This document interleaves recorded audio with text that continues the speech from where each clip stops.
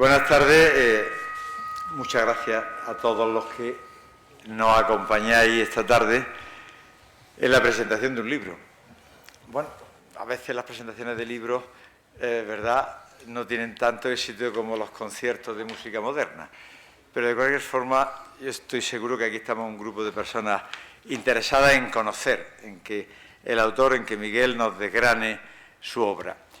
Bueno, pues muchas gracias, como digo, a todos por estar aquí y muchas gracias al autor que ha elegido a nuestra Real Sociedad Económica de Amigos del País para presentar su primera obra literaria. Nos hemos enterado esta mañana por la prensa de que es la primera obra que publica, la primera obra publicada, que tiene en el cajón ya alguna que otra cosa para si la oportunidad surge sacarla a la luz.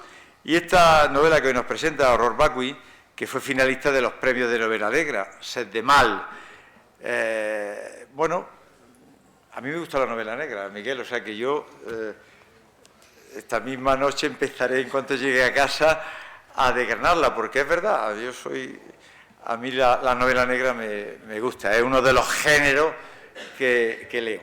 Como también otro género de los que practica Miguel, que es la poesía, porque ahora es también poeta. Aquí tenemos a un magnífico consagrado poeta en nuestra Junta de Oficiales, José Ángel Marín.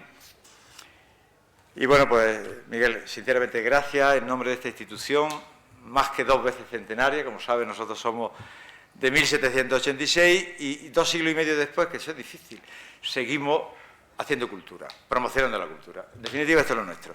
Conferencias de temas de actualidad, libros recién publicados, conciertos. Anoche tuvimos un recital lírico que el que no sea socio de la económica, apuntaros, que podéis disfrutar de verdad como algunos de los que estamos aquí lo hicimos ayer.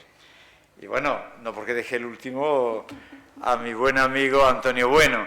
Él además es amigo de la económica. Nosotros hemos colaborado en tiempos pasados en varias cosas, en varias de las actividades. Este es una persona también muy inquieta, nuestro catedrático de inglés muy inquieto. Él lleva estudiantes a Inglaterra, él con tu mujer, ¿verdad? Que está aquí. Y en alguna que otra ocasión, pues también le hemos puesto a su servicio los salones de la económica para que lleve esa labor. Hoy día, un español que no sepa hablar inglés es medio español. Es decir, hoy es la lengua universal.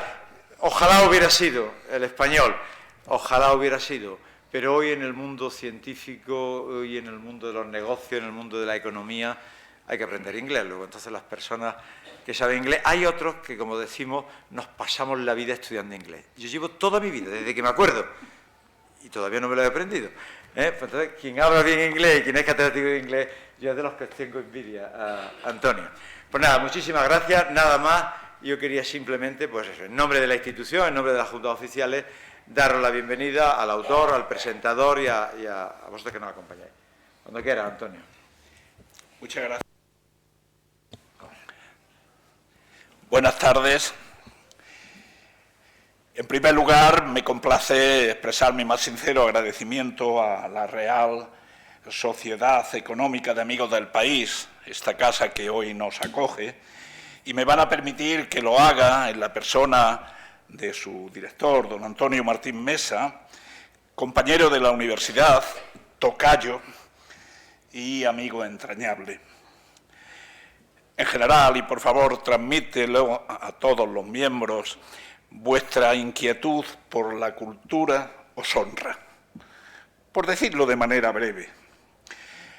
Agradezco la presencia también de todos ustedes, que testimonia el aprecio que tienen por el autor y por el tema que hoy nos congrega.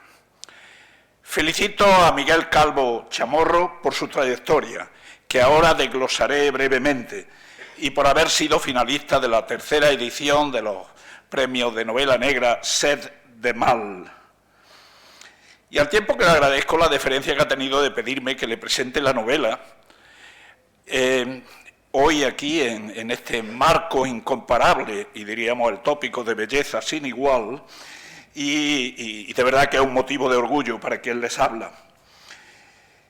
Y también una mención especial a Ediciones Atlantis por la publicación de la novela, que de hecho acaba de sacar la 2ª edición, corregida, no sé si aumentada, pero corregida también, con lo cual demuestra que la obra está andando, está funcionando. Así que con el agradecimiento paso, en primer lugar, a hablar del autor. Que somos amigos es evidente. Y quiero pensar que es la principal razón por la que ha pensado en mí. Esa amistad viene pues desde hace como unos 45 años, la edad que tenemos más o menos.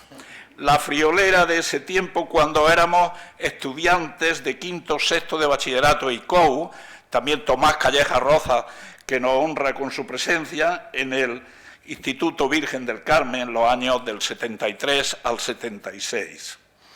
Después lo fuimos también en el Colegio Universitario Santo Reino de Jaén, que Pedro Galera recordará con tanto cariño y es catedrático emérito de nuestra universidad y gran amigo también.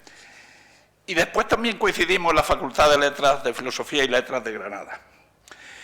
El hecho de que los apellidos estuvieran cerca, porque en el instituto nos sentábamos por apellido, teníamos esas disciplinas, entre otras, ¿verdad? Cada uno sabía su sitio, pues Bueno, Calvo, pues pasó a ser una amistad y una sintonía personales, y eso me ha permitido ver pues algunas cualidades que brevemente menciono de Miguel, como son la honradez existencial, la capacidad de trabajo, su compromiso con la cultura, el arte y la educación.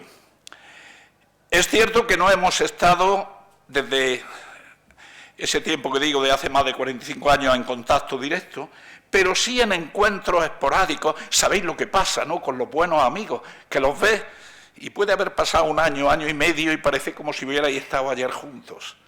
Y eso nos ha pasado a Miguel y a mí. De sus recuerdos y de los míos entresaco algunos datos que quiero compartir con ustedes hoy. Miguel Calvo Chamorro nació en Martos, donde pasó su infancia. Formó parte de la agrupación de la banda de música. Por ahí empiezan ya pues, sus inquietudes musicales y culturales también. Tocando el clarinete, en principio. También una actividad que se truncó al trasladarse la familia a Jaén. Aquí empezó a recibir clases de guitarra, una afición que sigue con él. Hoy teníamos que haber traído Miguel la guitarra y lo mismo también, aunque es público escogido el que nos acompaña, pero lo mismo con la guitarra hubiera venido más gente. Bien, y como he dicho, coincidimos en el Virgen del Carmen. Los más viejos del lugar recordarán que entonces era el masculino, ¿verdad? Y nosotros lo llamábamos cariñosamente Oxford. Y el femenino, el Santa Catalina, lo llamábamos Cambridge. Y lo que hacíamos era ligar con las del femenino, y yo me casé con Isabel, que estaba en el femenino. Claro, esto, pues entre las cosas buenas que nos dejaron los dos institutos.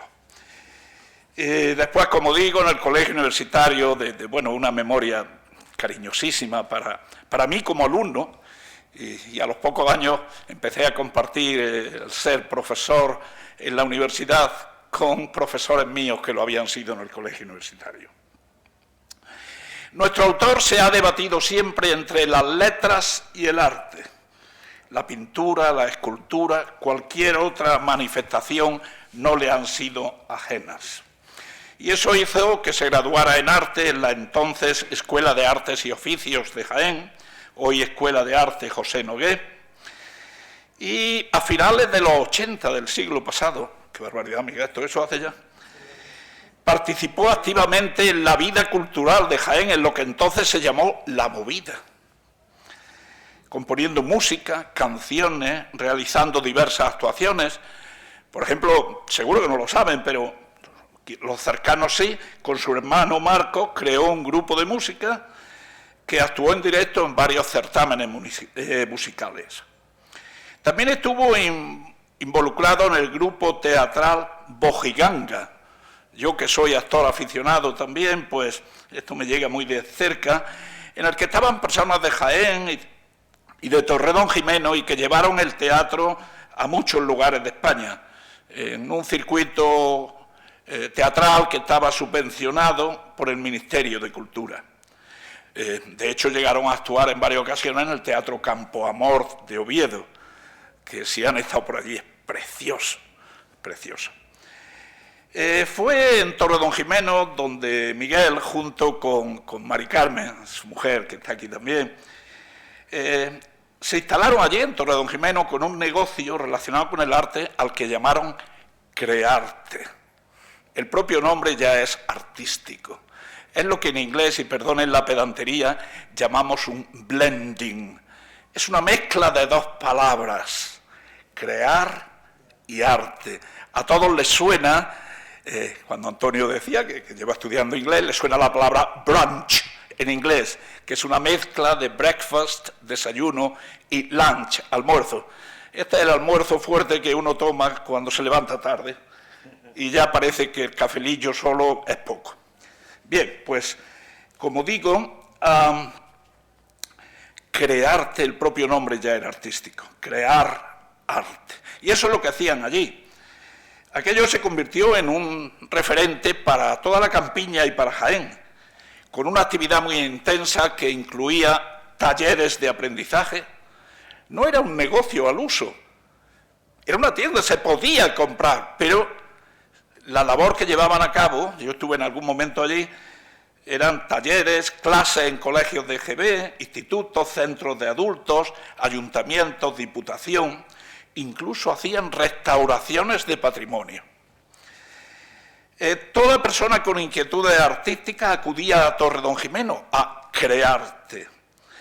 Esto fue una época de casi 20 años, intensa, fructífera, Mari Carmen y Miguel lo recuerdan con mucho cariño, y allí también siguió fiel a su tradición y dedicación literaria por medio de la Casa de la Cultura de Torredonjimeno, de algunos grupos literarios y frecuentes escapadas a Madrid buscando algún editor que ya encontraba. El contacto con las letras, su pasión por los libros y la lectura le vienen de su padre. De raza le viene al galgo. Miguel Calvo Morillo, que algunos de los que están aquí seguro que les suena el nombre, que en gloria esté, poeta, miembro fundador del grupo literario El Olivo de feliz memoria, socio de los Amigos de San Antón, cronista oficial de Martos e hijo predilecto de la ciudad de La Peña.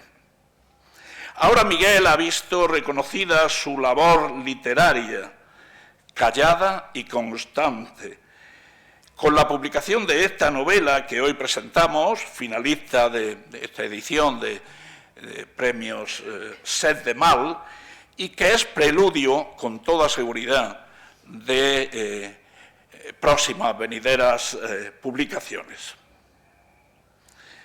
Yo creo que es momento de darle la palabra a nuestro autor, a nuestro querido Miguel. No he terminado, ¿eh?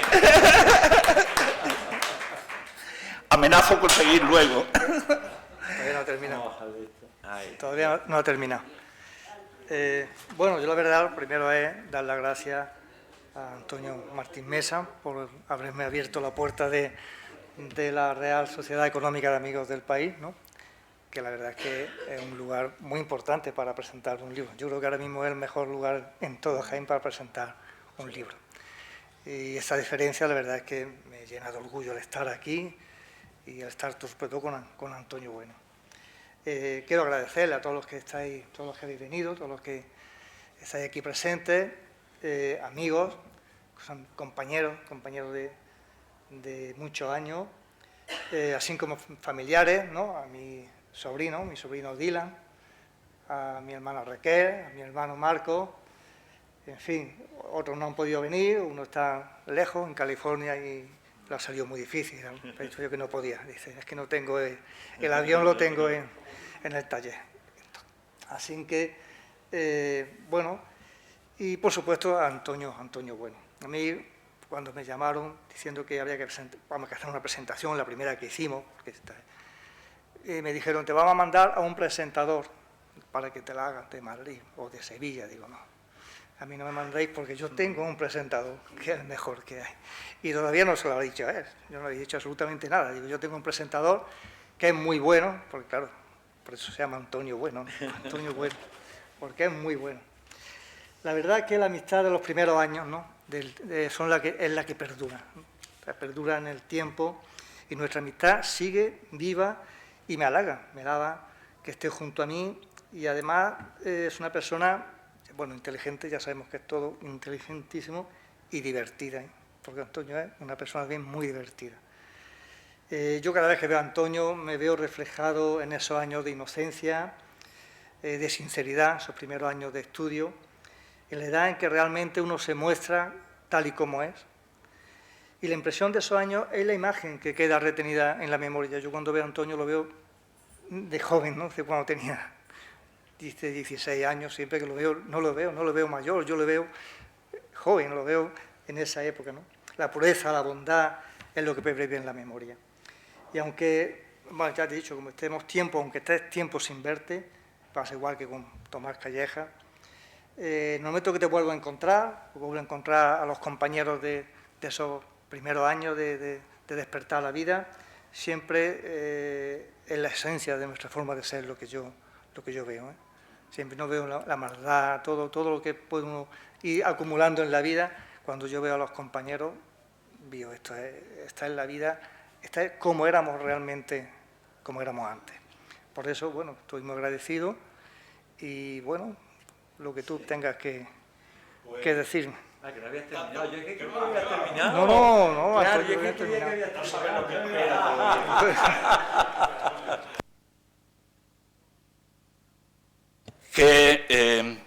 Vamos a hacer la presentación a la Limón con algunas referencias del libro, evidentemente, y también intercalando algunas preguntas para que él, como autor, nos vaya ilustrando. Y vamos a empezar precisamente preguntándote, ¿desde cuándo llevas escribiendo? Porque sabemos que has publicado ahora, pero ¿desde cuándo llevas escribiendo? Escribiendo yo desde muchos años.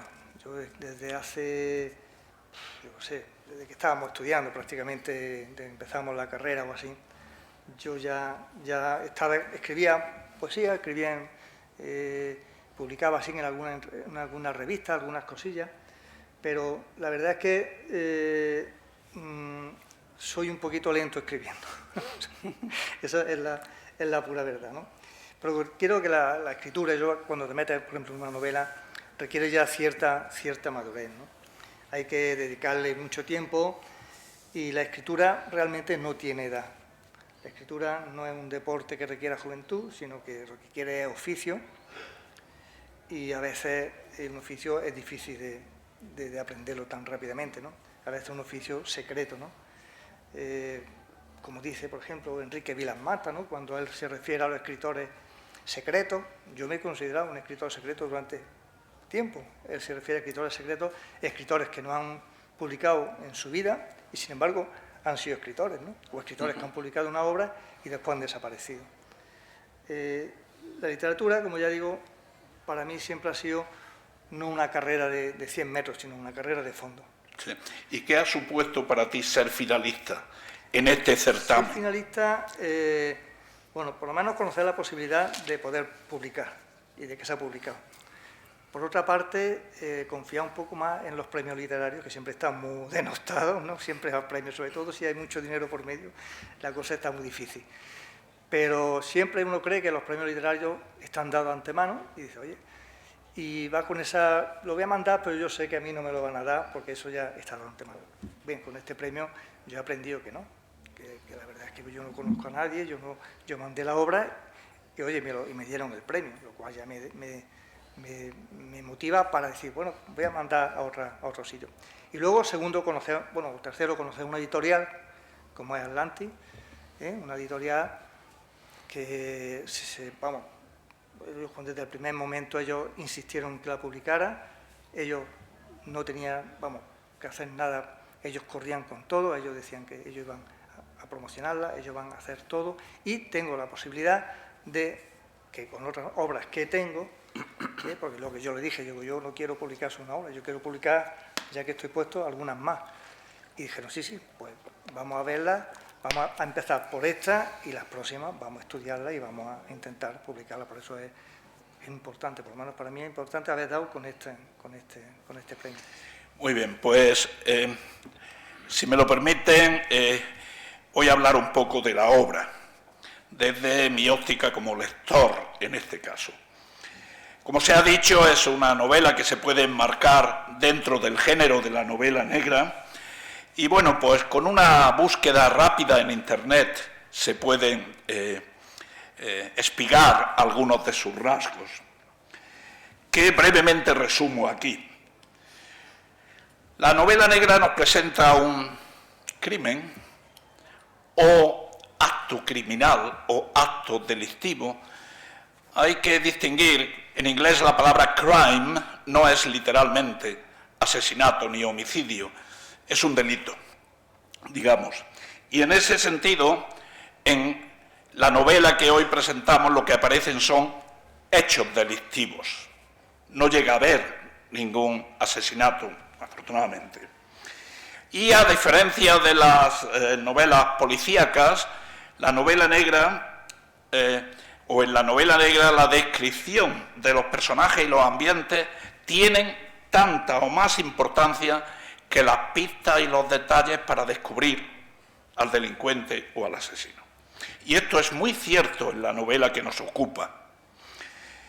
Yo les animo a leerla para que lo comprueben.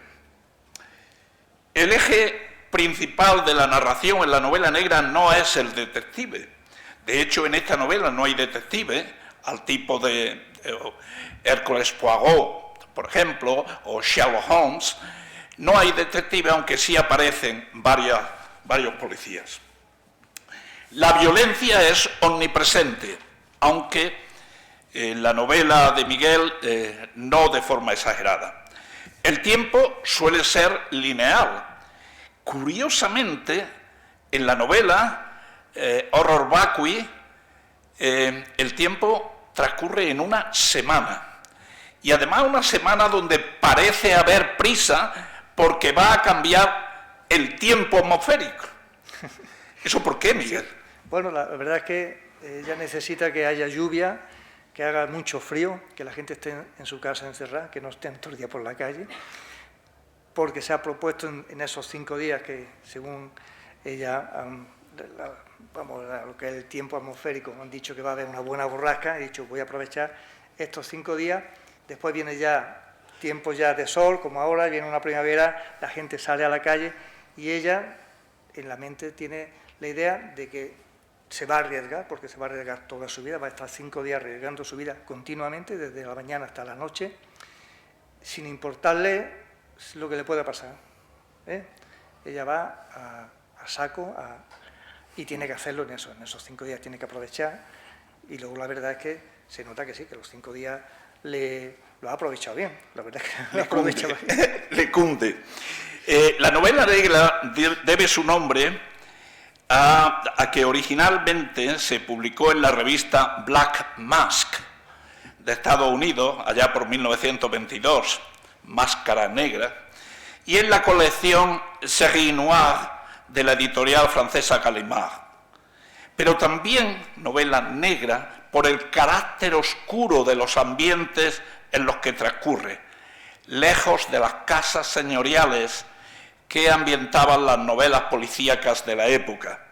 De hecho, en la novela que hoy nos congrega, ambos ambientes aparecen, los bajos fondos y también las lujosas estancias de las víctimas, donde de golpe se encuentran bolsas de dinero, por ejemplo, cajas fuertes con mucho dinero. El contraste merece la pena. Bueno, el creador de la novela negra se dice siempre que fue Dashiell Hammett, y concretamente creando la figura del detective Sam Spade en El halcón maltés. Y de Dashiell Hammett se han cumplido ahora 50 años de su muerte, y aparecen elementos como una gabardina, el tabaco, el alcohol, el desencanto y un inquebrantable código moral, que no necesariamente coincide con el de la sociedad. De ahí que la novela negra también y Miguel lo hace muy bien en la suya, haya una crítica social fuerte. Y ahora lo veremos. La gabardina y el cigarrillo son constantes en Guajira, que es la protagonista de la novela. El lenguaje es realista, nuevo, duro, violento. Es el lenguaje de la calle, de Lampa, lenguaje coloquial, callejero, cortante. Y esto es muy cierto en algunos momentos de la novela, no en muchos, pero en algunos momentos donde se utiliza realmente vocabulario soez, que por respeto a quien me oye no lo voy a leer en voz alta, sino que le invito a que ustedes lo lean. Y tengo aquí las páginas, que me las pueden pedir luego, 46, 80, 89, 103, 117 a 118 o 189. Vocabulario, ya digo, de Lampa, que llega a ser soez. El relato negro muestra también los detalles del delito que llegan al lector con cuentagotas. Poco a poco se va desvelando el misterio o se da una explicación al final. Me van a permitir que lea rápidamente la página 210, haré algunos extractos. En este momento, estamos casi al final de la novela, el comisario recibió una llamada en su teléfono móvil. Estuvo escuchando atentamente, asintiendo y terminó diciendo: de acuerdo, me hago una idea. La noche anterior, el comisario, recostado en la cama con la televisión puesta y mientras su mujer leía un libro, él hacía conjeturas sobre lo que podría haber ocurrido. Ahora, después de esa llamada, lo veía todo claro. Guajira le había suministrado, mezclada con whisky, una dosis muy pequeña de relajante, lo justo para que Yemma se quedara un poco groggy, apenas 3 o 4 minutos, y sigue. Pero esto el lector lo descubre en la página 210. Y bueno, novelas negras conocidas, El halcón maltés, que ya he mencionado, Los crímenes de la calle de la Rue Morgue, de Edgar Allan Poe, El estudio en escarlata, de Sir Arthur Conan Doyle, el mismo autor de Sherlock Holmes, El misterioso caso de Styles, de Agatha Christie, y algunas más, El espía que surgió del frío, de John le Carré, aunque algunas se pueden enmarcar como policíacas. Miguel, ¿tú has leído mucha novela negra? Sí. Yo he leído de todo. He leído también, quizás mucho más poesía que novela. Pero novela negra, en una época de mi vida, la verdad es que leía muchísimo. Me podía leer una novela en 2 días o 3 días. Leía mucho. Y claro, cuando yo empecé a escribir lo que es narrativa, pues estaba, claro, influenciado por la novela negra, aparte de que el género negro te permite empezar a pensar, ¿no? Por ejemplo,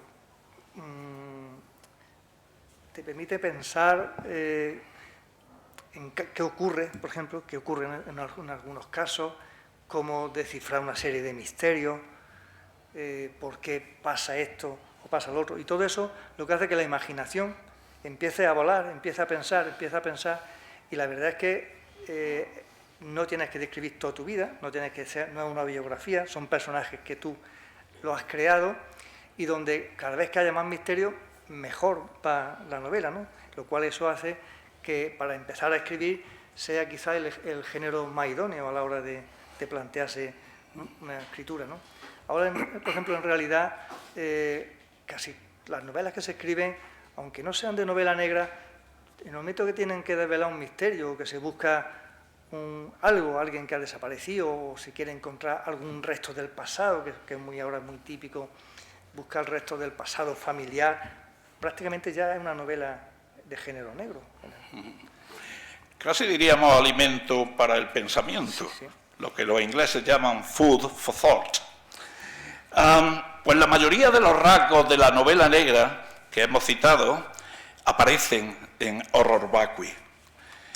De forma anecdótica, en nuestros estudios de diplomatura, yo hice un trabajo sobre Dashiell Hammett.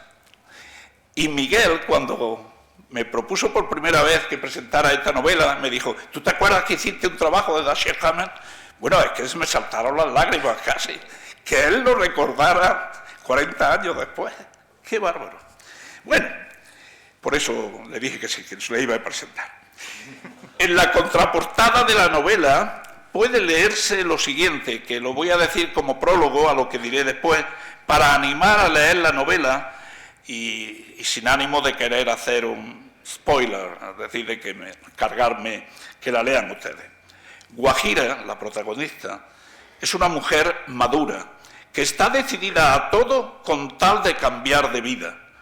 Tiene una pistola y piensa usarla para salir de la miseria en la que se encuentra sin temer a nada, pues nada tiene que perder. El tiempo está en su contra y tiene que hacer lo que se ha propuesto en menos de una semana. Debe aprovechar una ola de fuerte temporal que se ha extendido por Madrid. La lluvia, el frío y la noche son los únicos aliados y así comienza un itinerario por lugares donde Guajira buscará el dinero necesario para escapar de esa vida que la tiene atrapada. Y como decían en las tarjetas de 1, 2, 3, hasta ahí puedo leer.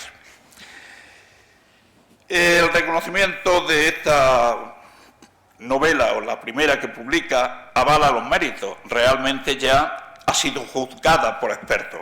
Lo que yo pueda decir aquí como lector interesado y filólogo es una modesta aportación, intercalando, como ya han visto, algunas preguntas al autor, cuya palabra, sin duda, cala más que la mía.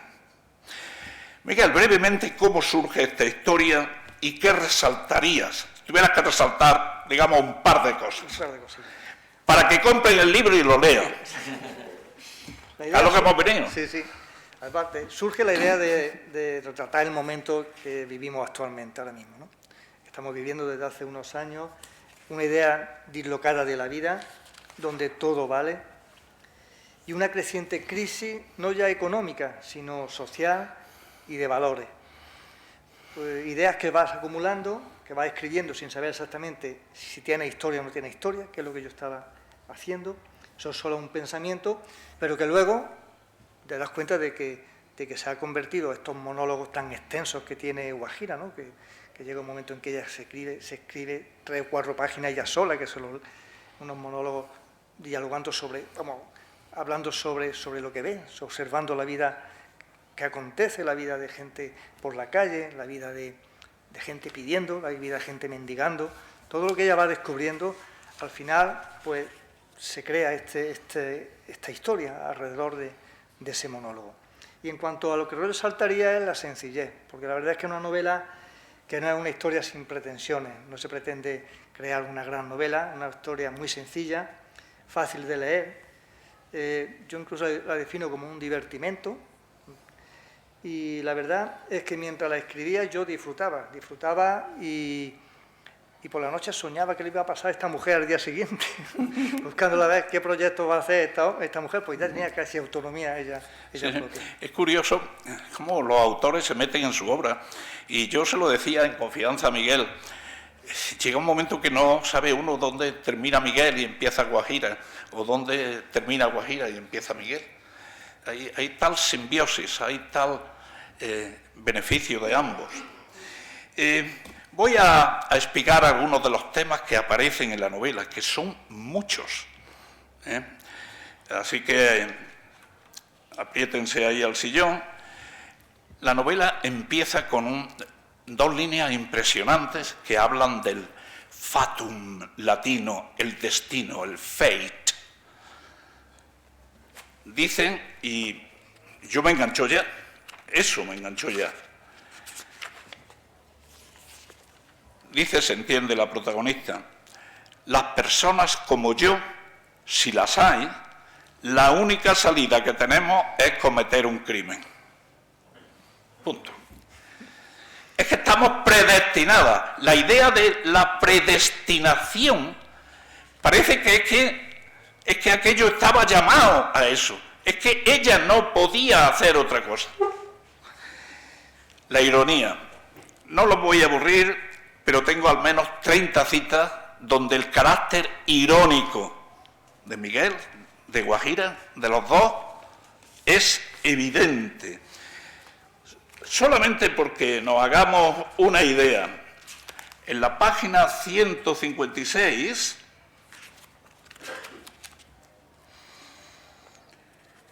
hablando del arte, el arte está muy tirado porque hay mucha gente que lo da gratis, aclaró Zoila disculpándose. Zoila es un personaje tremendo, falsa como ella sola, que hace de todo, cobra por todo, pero no sabe hacer nada. Aquello de hombre de muchos oficios, maestro de nada. Yo misma, dice Zoila, estoy cobrando una miseria por escribir un artículo de opinión semanal en un suplemento dominical. Me tengo que desdoblar, tengo que hacer 1000 cosas. Hasta he tenido que hacer de decoradora y asesora en ciertas exposiciones universales. Tengo que viajar a Nueva York como comisaria de exposiciones de arte. Viajar con mis películas desde Los Ángeles a Londres. Un latazo. Y todo para mantener mi estatus. Y realmente es una persona, bueno, que estafa, que engaña, que es lo más contrario al arte. La denuncia y la crítica social. Antonio Martín Mesa se refería a la entrevista que ha salido hoy en la página 64 de Diario Jaén, donde en el subtítulo se menciona precisamente la crítica social como, y lo dice el propio autor, uno de los principales ejes de la novela. ¿Qué se critica aquí? Entre otras cosas, los programas del corazón, la suciedad en algunos bares, las energías renovables, el ahorro de energía, los bancos, el pub donde se amancemaban, el mendigo que tiene un buen móvil, va a darle una limosna al mendigo y cuando ve el móvil dice, pero si tiene un móvil mejor que el mío, no se la doy. La suciedad en las calles, las condiciones duras para los sin techo, dice el autor, malos días para la limosna, no solo que corren malos tiempos para la lírica. España es el país de los premios, se critica también. La diferencia entre ricos y mendigos. Hay un reportaje con mendigos que luego resulta que estaba preparado, le pagan a los mendigos para salir una foto, una toma en televisión.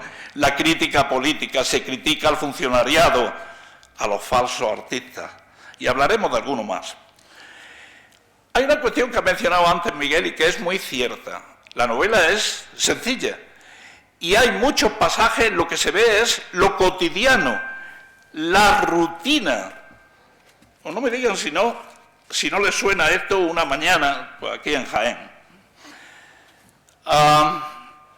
La joven con un gran paraguas abierto, aunque en realidad eran gotas dispersas lo que caía del cielo, y el niño bien abrigado con guantes, bufanda y gorrito de lana, doblaron hacia la derecha y a pocos metros entraron por una puerta metálica al patio del colegio, donde una algarabía de críos chillando se alzaba sobre las voces. Si bien las madres no parecían incómodas, es más, disfrutaban, o mejor, les traía sin cuidado. Niñas coquetas se contoneaban como si fueran a entrar a cualquier sitio menos a un colegio, uniformadas, haciendo pompas con sus chicles, manoseando sus móviles, mientras esperaban que sonase el timbre para entrar en sus clases, al tiempo que las madres se amontonaban para ver a sus hijos subir el último peldaño y perderse por una puerta grande de cristal y rejas de hierro. Y continúa, ¿no? La soledad también aparece como con un carácter, la propia protagonista está sola, totalmente sola. El perder el interés por las cosas, el nihilismo, la apatía y lo que es peor, perder el interés por las personas. La incredulidad y la crítica de todo. Temas filosóficos como conocerse a sí mismo, el gnosis autón de los griegos. Y hay, en este pensamiento filosófico, hay una serie de máximas que aparecen intercaladas en la novela.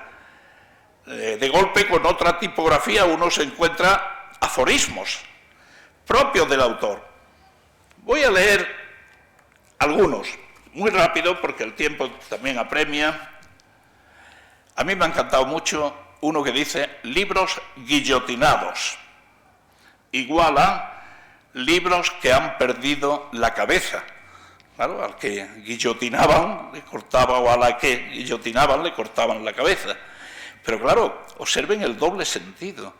Libros sin cabeza, por su contenido, no solo porque fueran guillotinados. O, y esto ya digo, va en otra tipografía, el engaño conduce a la pobreza desemboca en la marginalidad, y esta en la violencia, en la delincuencia juvenil, y estos se convierten en los agitadores de la noche. Una más, pero que lo lean, que hay muchas, ¿eh? Si el político no es bien pagado, se debilita la política. Food for thought, alimento para el pensamiento. Me ha llamado mucho la atención, Miguel, los nombres de los personajes. ¿Hay alguna razón para que se llamen así? Bueno, los nombres de los personajes son importantes, ¿no? Y los nombres, cuanto más estrambóticos, más se te queda en la mente, ¿no?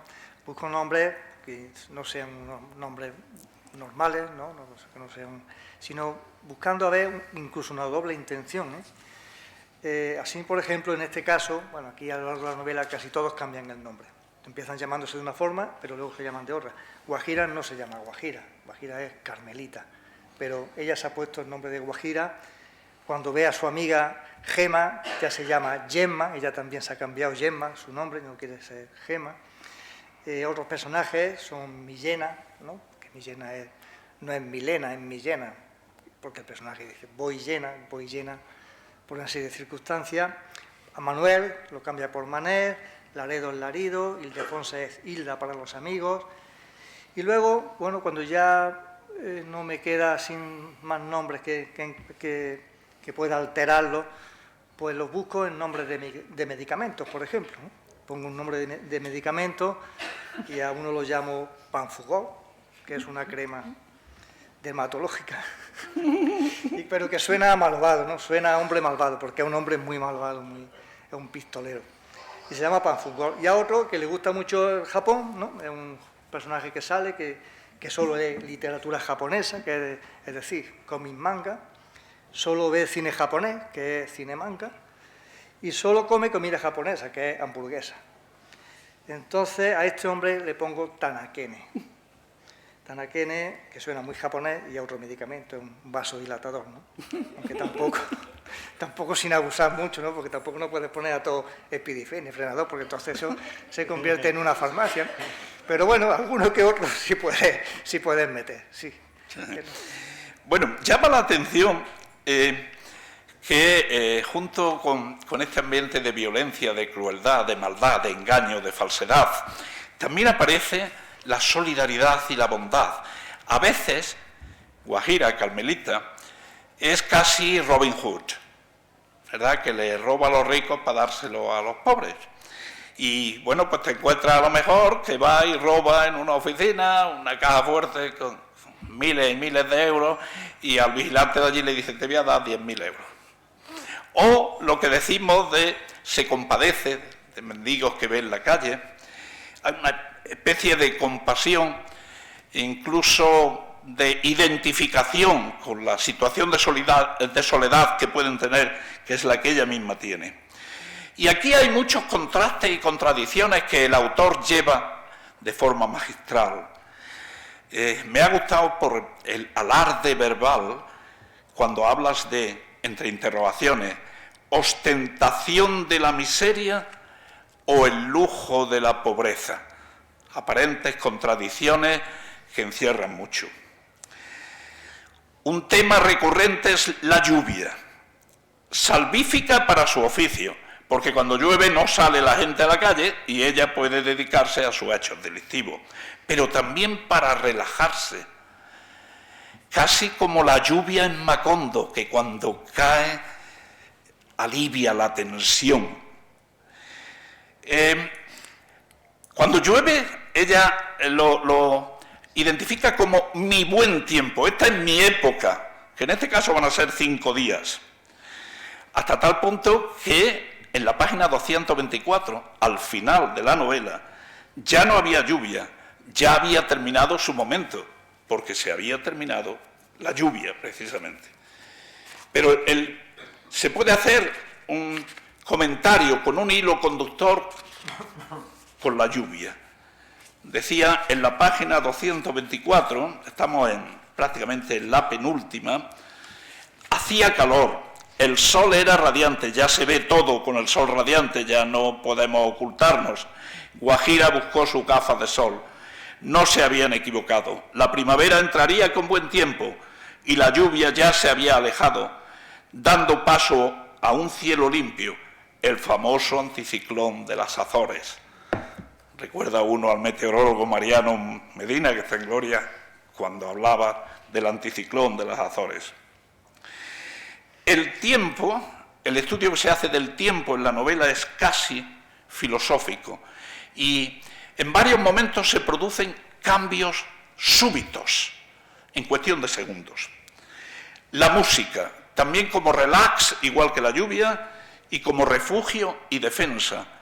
Son muchos los momentos musicales.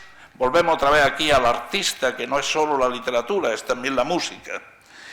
Y yo he visto ahí, Miguel, pues que se habla de compositores, de cantantes, de instrumentos musicales con conocimiento. ¿En qué medida reflejan tus propios gustos musicales y tus propios conocimientos? Bueno, la música es una parte importante, claro, porque yo siempre, desde la adolescencia, he tocado instrumentos, he tocado la guitarra, siempre me ha acompañado la música, es junto con la literatura quizás las dos creaciones o las dos cosas artísticas que más me gusten. Y cuando hay una novela o una historia intento meterle una pequeña banda sonora, digamos. En este caso la música es muy escueta, la verdad es que suenan algunas canciones, pero al final de cada capítulo sí es verdad que Guajira, cuando llega ya a su casa, cansada, ¿no?, de haber estado todo el día por ahí haciendo sus triquiñuelas, siempre se pone una canción, ¿no? Tiene nada más que 5 CDs, o sea que tampoco no... Pero siempre ponen una canción distinta durante los 4 primeros, en las 4 noches esas, en las 5, la noche quinta y la sexta, no, porque ya no está la mujer para eso, para relajarse tanto, ya tiene mucho. Pero los 4 días primeros sí, ella pone, y sus canciones son muy sencillas, canciones pues que van desde una bossa nova o canciones de jazz, sobre todo son de jazz, La chica de Ipanema, o una canción de Dinah Washington, o Billie Holiday, o Miles Davis.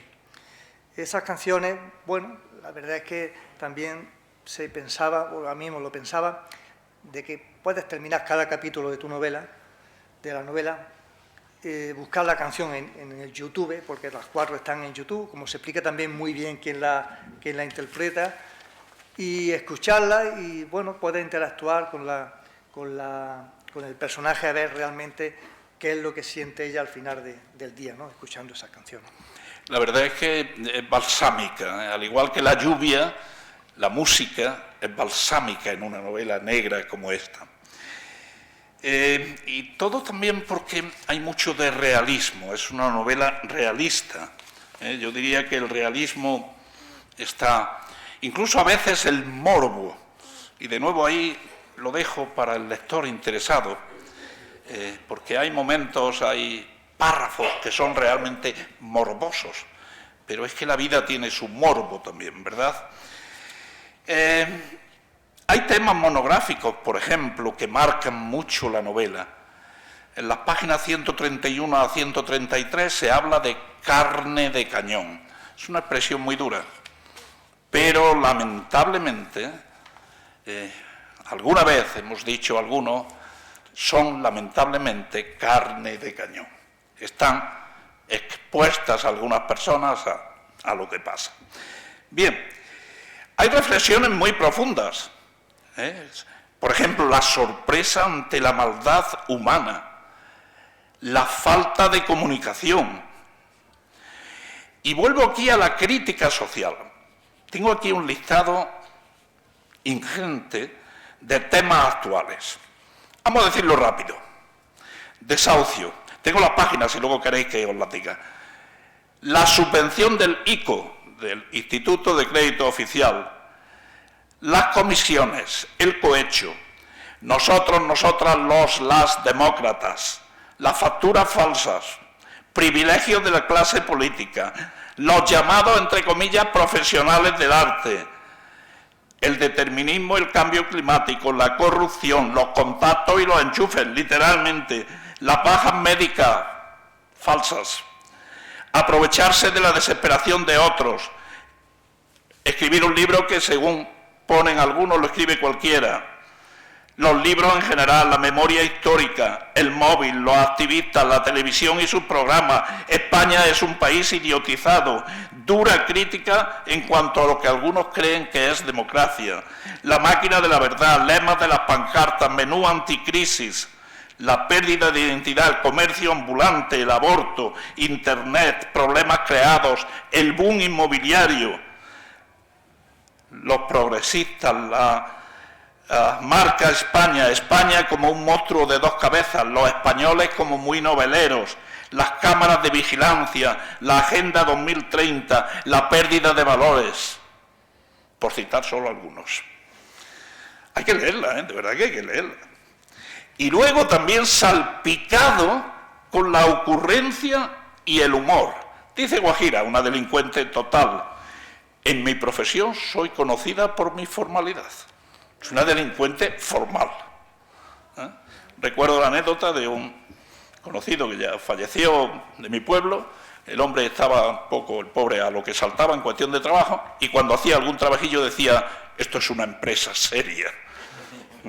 Pues esto es lo que dice Guajira. Dice Guajira: un día bien empleado da para mucho. Le hace un repaso a la revista del Corazón, Tela Marinera. Hay una expresión que a mí me ha llamado la atención: los de la manzanita podrida, hablando de Apple. Y recuerdo una expresión del Papa Francisco que dice: estos curitas de la manzanita que tienen todo su Apple, su tablet, su ordenador, ¿verdad? Los juguetes de los niños, ya sabemos lo que pasa. Todos parecían los juguetes haber soportado bien los años y a sus infantiles dueños, porque cuando un niño coge un juguete que sobreviva es un juguete bueno, es de los que tiene CE de la Comunidad Europea, ¿verdad? La ucronía, ¿qué es la ucronía, Miguel? No, la ucronía es, es la reconstrucción de la historia sobre datos hipotéticos, ¿no? Es la pregunta de qué hubiera pasado si, ¿no? Acontecimientos sobre todo trascendentes, ¿no? E irremediables, que hubiera pasado si Hitler gana la Segunda Guerra Mundial, ¿no? Que ahora hay dos o tres novelas sobre ese tipo de ucronía, ¿no? Que hubiera pasado si el hombre llega a la Luna y encuentra allí un extraterrestre, ¿no? Si hiciéramos una novela de ciencia ficción. Es muy recurrente, la ucronía ahora se está muy en boga. Hay otra expresión también que no deja de ser ocurrente: nadie que no trabajara tenía derecho al agotamiento. Es difícil cansarse sin trabajar, es verdad. Esto casi a mí me recuerda a San Pablo: el que no trabaje, que no coma. Me ha llamado la atención, Miguel, que tú mencionas la internacional situacionista y luego mencionas la nueva internacional letrista. ¿Esto qué es lo que es? La internacional situacionista es un movimiento que surge en Italia a finales de los años 50. Era una organización revolucionaria de intelectuales, de artistas, que querían liquidar la sociedad de clase, cambiar el mundo, y ellos decían: la tecnología cambiará el mundo. Y la verdad es que ha sido así, después de todos estos años. Son los primeros negacionistas, son nihilistas, van contra la falsedad. Su idea era sacar los museos a las calles, entrar en todos los lugares públicos donde esté prohibido entrar. Otra tenía abajo el aburrimiento. Incluso sirvió de base al Mayo del 68, de francés. Yo aquí la recupero porque es una organización, porque yo en un momento de la novela hay quedaba una laguna que yo quería llenarla con una organización subversiva, ¿no? Que se reúnen fuera de la ciudad, y que aquí lo que quieren es, no de una forma desinteresada, luchar, sino que quieren aprovechar, ¿no?, cambiar el mundo, pero aprovechándose de la sociedad, aprovechándose de los activistas para conseguir buenas cantidades de dinero. No es una asociación, no es una organización. Y entonces leí sobre así de forma casual, sobre la Internacional Situacionista, la nueva Internacional Letrista, que en realidad esto perduró hasta el año 1970 y en 1990 volvió a resurgir, ¿no? Pero solamente es un uso que yo le hago para ver algunas de estas sociedades, de estas organizaciones que se están haciendo ahora, que parece que son desinteresadas, pero realmente no son desinteresadas. Perfecto, muchas gracias. Menciono muy brevemente algunos otros temas, la reivindicación de los nuestros, por ejemplo, el cocido frente al kebab, con todo el respeto, el ruido o los ruidos frente al silencio. Hay descripciones muy detalladas, minuciosas, describiendo el ruido de los tacones en el piso de arriba, el ruido de la cisterna, el ruido del agua de la ducha, el ruido de cuando se cae el teléfono de la ducha. Es minucioso en ese sentido también. Y muchos otros golpes de efecto que sorprenden al lector. Hemos hablado de que hay muchos elementos de la novela negra, no lo voy a repetir aquí, están atestados, están señalados con páginas en la novela, pero sí me gustaría que nos centráramos, aunque sea un par de minutos, en la protagonista, en Guajira. ¿Por qué una mujer? Bueno, en realidad la historia del personaje de Guajira aparece en otro capítulo de otra novela, una novela anterior que yo había escrito, que ahora es posible que se publique, y ahí aparece el personaje en un capítulo de una forma esporádica. No es un personaje ni siquiera secundario de esa novela, sino que aparece en un momento determinado. En esa novela ella ayuda a una persona y esta, a cambio, ella le pide la pistola. Ahí es donde consigue ella su pistola. Y una vez que ella tiene la pistola, el personaje desaparece, Guajira, y ya sigue la novela en la trama que tenía la anterior novela. De ahí queda el personaje ese, digamos, ahí en la cabeza, ¿no? Un personaje, una mujer con una pistola. Yo entonces ya tenía unos textos que había escrito, donde especialmente comenzaban rodeados de objetos en una especie de horror vacui, y luego esos escritos los fui ya agrandando, extendiendo con monólogos sobre la vida, sobre el arte, sobre la ciudad, sobre la crisis. Pero ya había bastantes folios, bastante escritos, pero no tenía personaje, no sabía exactamente ahí eso qué iba a hacer con esos escritos. Y entonces, en vez de hacer a un personaje, digamos, poner a un hombre que fuera el que hilvanara esos escritos, se me ocurrió recurrir a este personaje que estaba por aquí rondando con su pistola. Digo, que hará Guajira con una pistola por aquí rondando. Tener un personaje por ahí con una pistola, la verdad es que tampoco, y más una mujer, dice, uy, cualquiera sabe por dónde va a salir. Y dije, bien, pues esta va a ser la protagonista de esta historia, que no sé ni cómo va a comenzar la historia, porque no sabía cómo iba a comenzar, ni cómo va a terminar. Solamente sé que tengo ahí, pues sí, unos cuantos, 60, 70 folios escritos, que no sé para dónde va a tirar.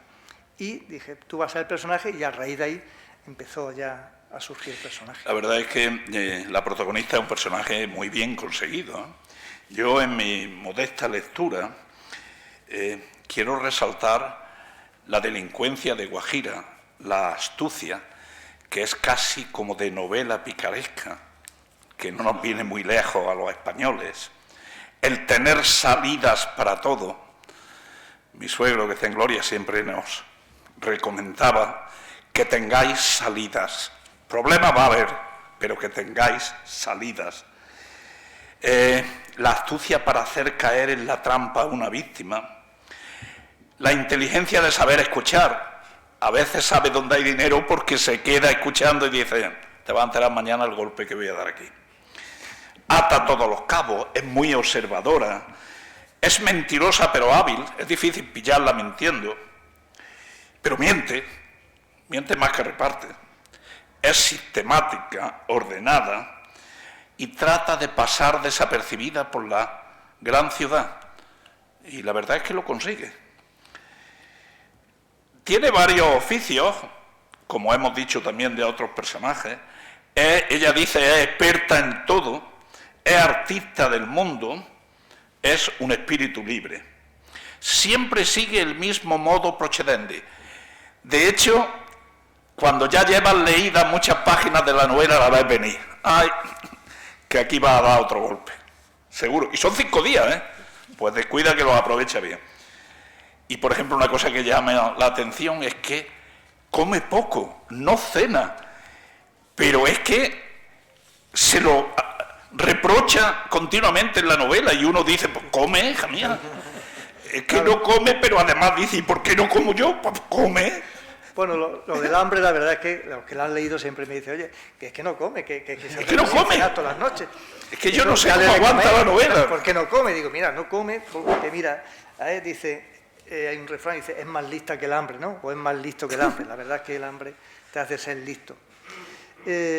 Entonces, aquí el hambre, como la lluvia, como la pistola, como el vacío, como la soledad, como el dinero, como la corrupción, es otra constante, ¿no?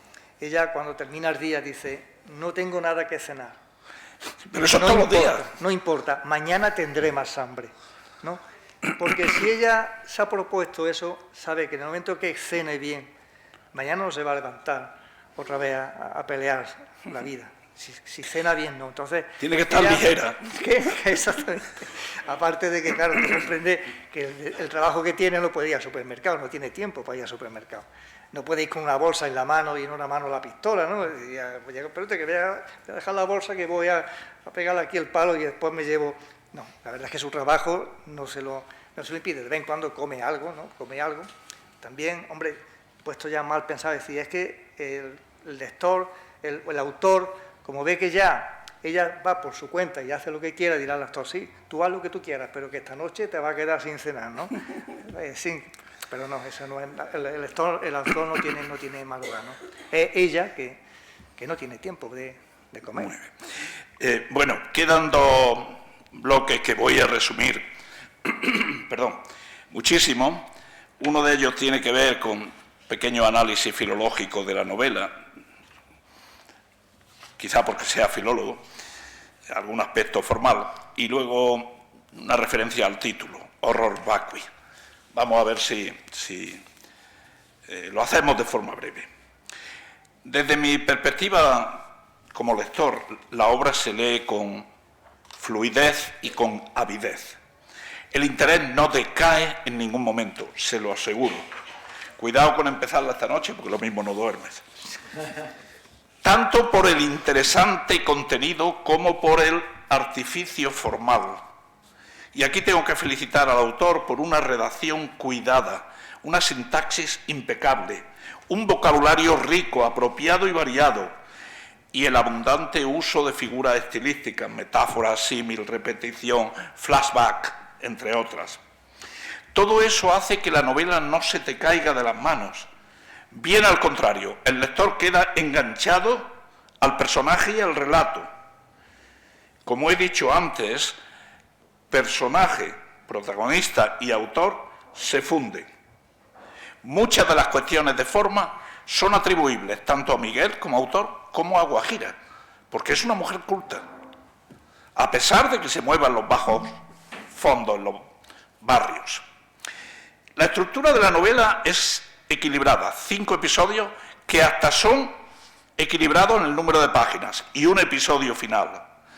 En el primero, que hay que leerlo de un tirón, presenta al personaje y el contexto.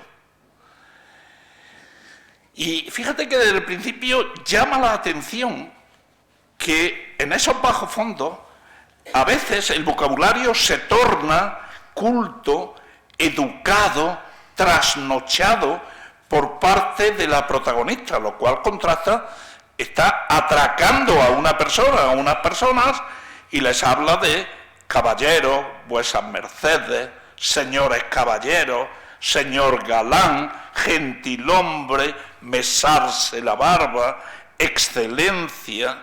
¿Esto por qué es, Miguel? Pues la verdad es que el vocabulario en desuso, ¿no?, con expresiones como esta que tú has dicho, ¿no?, señor caballero, gentilhombre, es un guiño a la novela clásica española, ¿no?, novela del siglo de oro, que por mi formación realmente siempre me ha gustado, siempre la he leído. Y la novela empieza haciendo casi una pequeña traslado del siglo de oro al siglo XXI, tomando como referencia la novela de Rinconete y Cortadillo, de Cervantes, ¿no?, en la que unos pillos se encuentran en La Mancha y entonces, con 14 años, con 16, 17 años, ellos se dicen: ¿de qué tierra es vuesa merced, gentilhombre, por dónde camina?, ¿no? Y el otro: mi tierra, señor caballero, pues no la sé, pero, en fin, ni tampoco sé por dónde camino y tal. Aquí ella está siendo asaltada por unos choricillos de la noche y ella empieza a hablarle en ese tono. La verdad es que ella tiene un modo operandi, como tú has dicho, y ella empieza hablando muy, muy educadamente, con muchas palabras rimbombantes, el primer contacto que toma con la víctima. Luego ya, cuando la cosa se pone que la tiene ya y ya sabe más o menos que él ha conseguido lo que ella quería, entonces, o va a conseguirlo, entonces su lenguaje cambia, ya se vuelve soez, ¿no? Ya es corta el rollo, no me cabré, vamos, suéltalo todo, te puedo pegar un tiro, ¿no? O rajar. Sí, o rajar, porque también lleva su cuchillo, que el cuchillo también es muy importante. Y ya una vez que ha terminado, ya ha conseguido su botín, entonces ya se despide otra vez con gentileza, ¿no? Señor caballero, señor galán, ha sido un gusto conocerle, espero que no nos volvamos a ver, ¿no? Y en todo caso, si nos vemos, que sea en la cárcel o en el cementerio, ¿no?, que es como suele terminar. Y claro, eso pasa, hay un continuo trasvase del tú al usted, ¿no?, según le vaya a ella el asunto. Pues la verdad es que se agradece esa referencia a la literatura clásica, hombre, y a todo un Cervantes, pues fíjate. Bueno, la verdad es que, como tú has dicho antes, la novela picaresca tiene muchas coincidencias con la novela negra, muchísimas coincidencias. Tiene la maldad, tiene el dinero, tiene muchísimas coincidencias. También el pícaro es culto. Exactamente, sí. También el pícaro, la historia del buscón llamado Pablos, pues también y bueno, por supuesto, el Lazarillo de Tormes. Por enumerar de manera breve, si alguien está interesado, tengo localizados los ejemplos también, el alarde verbal lingüístico que se hace en toda la obra. Por simplemente dar una joya, las páginas 202 a 207, y estamos hablando de 6 páginas enteras, hay una descripción de objetos casi al final de la novela que es impresionante, Miguel, o a lo mejor fue Guajira, que hayas tenido esa cabeza. Es para leerla, ¿eh? Y aunque aparecen comas, es una especie de stream of consciousness, es este flujo de conciencia de James Joyce o de Virginia Woolf, ¿verdad?, en la literatura británica. La verdad es que sí, si hubiera hecho sin coma hubiera quedado también bastante bien. Sí. Lo que pasa que, bueno, pero es impresionante. Había que dejar que descansara uno. Los objetos que se pueden enumerar en esas 6 páginas. Bueno, aparecen metáforas. A mí me ha gustado una prácticamente en las líneas finales del libro. Dice que la verdad, como un incendio en la selva, esto es un símil, pero ahora viene la metáfora, ilumine el espectáculo del león y la gacela salvándose juntos. Es una metáfora preciosa. Símiles además muy graciosos. Saben que el símil lleva siempre una comparación, no es una identificación como la metáfora, y suele llevar un cómo. En menos de lo que tarda en santiguarse un cura loco. Es un símil que me gusta, yo lo utilizo muchas veces. Como si un limpiaparabrisas hubiese pasado por su cerebro. Se ha quedado en blanco totalmente el cerebro. Tecleaba el ordenador igual que un pianista malo toca ante una audiencia aburrida. Como el fruto que prefiere pudrirse a madurar y ser arrancado de su rama. Como si hubiesen puesto delante de su ojo una raya de cocaína. Una tarjeta brillante como un lingote de oro. ¿Saben estas tarjetas oro? Se llaman así y son de color. El móvil como un blandito pastel. Además, cuando se pone así, que parece que es una tostada, pues también. La pantalla de plasma usada como escudo antidisturbios. Como si en vez de trabajar allí, estuviesen presos y hubiesen conseguido escapar. Hay un momento, desde el punto de vista lingüístico, muy interesante cuando se distinguen los verbos con sujeto receptor frente a sujeto agente. Todos sabemos, y lo dice literalmente la novela, que no es lo mismo oír que escuchar. A veces uno oye cosas que no quiere, porque ahí eres receptivo, mientras que escucha, normalmente, salvo que sea un masoquista, el tipo de música que te gusta, porque ahí interviene el sujeto agente, la voluntad. No es lo mismo mirar que ver, no es lo mismo ver que observar, no es lo mismo oler que olfatear. Y esto es lengua. La variatio latina. Los latinos eran muy dados a utilizar, no repetirse, aunque la repetición es un recurso discursivo también en la novela. El paralelismo. Las descripciones minuciosas. En la página 76 habla de tipos de relojes. Yo no sabía que había tantos tipos de relojes. Uno tiene el que le han regalado y lo lleva todos los días y cuando se le rompe, pues a lo sumo tienes 2, tienes 3, pero tanto tipo de reloj. La narración. Cuando hablas, por ejemplo, de ecléctico mobiliario, esta es una figura preciosa de vocabulario. Es cuando uno tiene muebles de varios tipos, son eclécticos, y aquello no le parece a nadie, porque coges pues un buró de la casa de tu abuela, coges un mueblecito moderno, le pones también no sé qué metálico, luego le pones algo dorado y aquello es ecléctico, ¿verdad? Y bueno, cuños lingüísticos como tú hablas de embrismo, hablas de oscarizados, hablas de goyarizados, refiriéndose a los Óscar, a los Goya, colocaciones léxicas, el uso de los adjetivos, la facilidad para pasar del usted al tú y del tú al usted, que está muy conectado con la facilidad para pasar de ese lenguaje de Rinconete y Cortadillo a el lenguaje que no se debe repetir. El doble sentido. Fíjense qué ejemplo. El tiempo es caro. En el sentido de lo que cuesta el tiempo, ¿verdad? Y de lo que puede costar un reloj también. El tiempo es caro. O las eses o el laísmo de Madrid. Hay un pasaje, y estoy ya a punto de terminar, donde esto lo marca hasta tipográficamente. Nosotros que tenemos 2 hijos trabajando y viviendo en Madrid, y ahora tenemos nietecillos, nos llama la atención cuando nuestro nieto Antonio, que además están aquí sus otros abuelos también, pues dice los primos, ¿verdad? Y dice los abuelos, y marca las eses, porque está allí, pues hace bien. Y aquí dice Miguel, y lo marca, insisto, tipográficamente con las S en mayúsculas. Sí, de acuerdo. Observen también, es como aquello que estudiábamos en las figuras estilísticas. En el silencio solo se escuchaba un susurro de abejas que sonaba para ver la aliteración de la S, ¿verdad?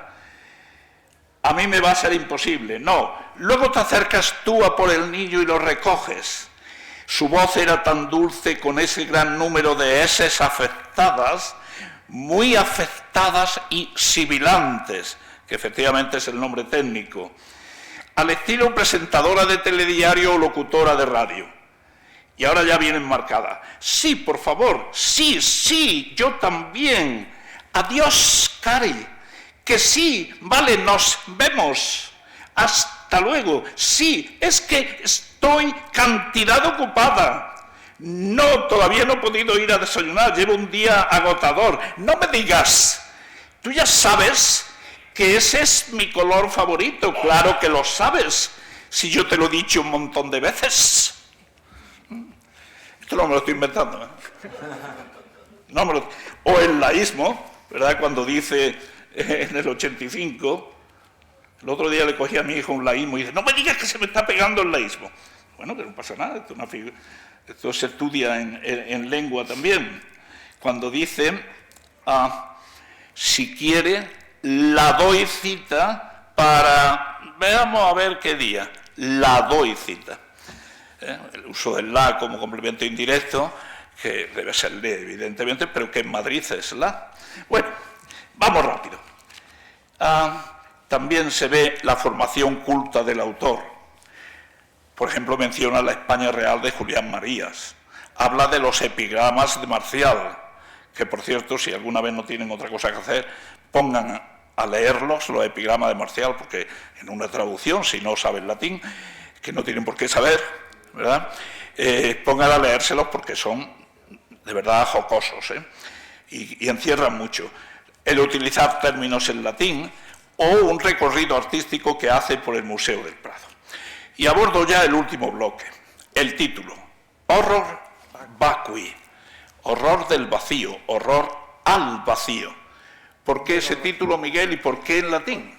Bueno, pues ya te dije, como he dicho antes, es un texto que yo empecé a escribir rodeada de objetos en ese horror vacui, ¿no? Empezaba sin un texto que escribí. Ese texto es el que se fue luego ampliando sobre crítica social, sobre muchos temas, sobre muchos monólogos, y fue donde yo ya metí al personaje este. Al poner horror vacui, el miedo al vacío, bueno, que sobre todo estaba referido al arte, ¿no? El arte de bizantino, incluso el arte barroco, o incluso en la Capilla Sixtina vemos que está todo pintado, hasta la decoración y todo la pintó Miguel Ángel. Y este miedo al vacío se transporta aquí a la literatura, y de la literatura pasa a lo que rodea a la protagonista, porque ella vive rodeada de objetos hasta, vamos, el piso es totalmente rodeado de objetos, con ese miedo al vacío, que luego, pues bueno, ella poco a poco intenta ver si puede salir de ese mundo de objetos. Luego ella, siempre que va por la calle, ve que el miedo al vacío también está presente en la ciudad. Está presente en las ciudades llenas de vehículos, de mobiliario urbano, las aceras llenas de mesas de las terrazas, de árboles, de señales de tráfico, de señales de otro tipo. Y luego ya, incluso en los escaparates, en las tiendas donde entra, todo está lleno de cosas también. Y esa es la idea que ella tiene del mundo en el que ella se está desenvolviendo, ¿no? Como si tuviéramos todos mucho miedo al vacío, no quisiéramos ver las cosas más diáfanas, claro. Sí. ¿El ponerlo en latín es por algo en especial? ¿No? Bueno, claro, porque... Cultismo. El título. No, bueno, porque la verdad es que... ese miedo al vacío fue el principio de un escrito, ¿no? Rodeado de cosas, como si tuviera un miedo, un horror. No puse miedo al vacío, puse horror al vacío. Pues ya se ha quedado horror al vacío. Pues la verdad es que yo creo que es un título muy acertado, porque efectivamente, como ha dicho Miguel, esto es literal, y de hecho es llenar las habitaciones de muebles para combatir el miedo al vacío, y también metafórico, porque es un vacío interior.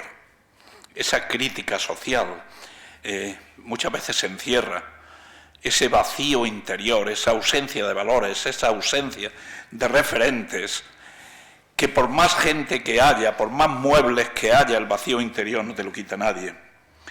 Dice en la página 97, la gente huye de los espacios vacíos. Es el lleno frente al vacío, el vacío en la ciudad. Es el miedo al vacío, el miedo a no ser nada, el miedo a la irrealidad. Los miedos son muchos. Literalmente en la página 167, el horror vacui también está en la piel, en el cuerpo. Nada existía.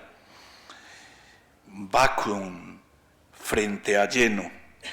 Y de ahí el impresionante listado de objetos que yo refería antes, donde aparecen tipos de sombreros y gorras, de escaso valor, pero mucho.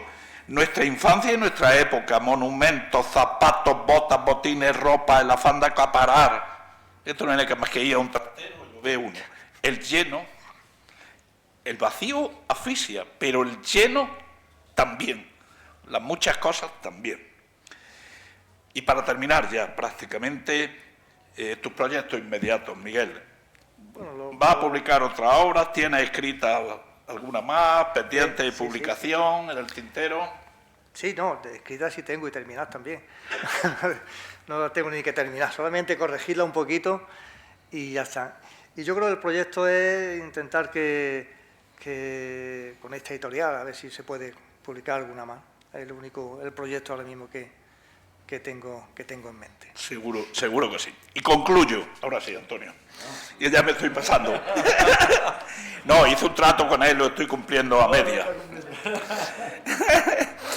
Nuestro querido y llorado Juan Jiménez, profesor de la Universidad de Griego, que lo fue mío también, y padre de Alejandro Jiménez Serrano, que es compañero de egiptología en nuestra universidad. Juan Jiménez fue mi profesor de griego en el Instituto Virgen del Carmen, mi maestro y también profesor de griego en la universidad y luego compañero en la facultad hasta que se jubiló y al poco tiempo falleció. Lo de no cumplir el pacto, él me decía con cariño, Antonio, sabes que te quiero mucho, pero te voy a decir una cosa, y yo sé que tú eres creyente, pero el mandato bíblico lo has cumplido a medias. Tú dirás, Juan, lo de creced y multiplicaos, porque no has crecido, pero tienes 4 hijos. Si ahora supiera que tengo 7 nietos, pues es verdad que el mandato bíblico no he crecido mucho, pero me he multiplicado un poco. Isabel ha tenido culpa de esto también. Bien, la novela tiene muchas virtudes. No ha dado tiempo a hablar de algunas. Sí. Cuando queráis echamos otras 2 horas y casi lo terminamos. Y un detallillo que no he dicho todavía, pero da juego para una película. Y lo digo de verdad, una adaptación fílmica, como ha sido el caso de muchas novelas policíacas y novelas negras. Animo a que se lea y, si es posible, se traslade a la pantalla. Aunque como obra impresa es todo un acierto. Felicitaciones, Miguel, y muchas gracias a todos ustedes.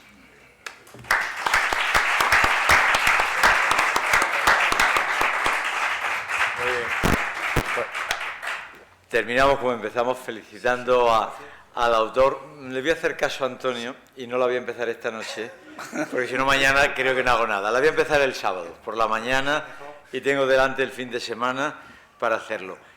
Y desde luego, Antonio, cuando escriba mi primera novela, todavía no la he escrito, te voy a llamar a ti para que me la presentes.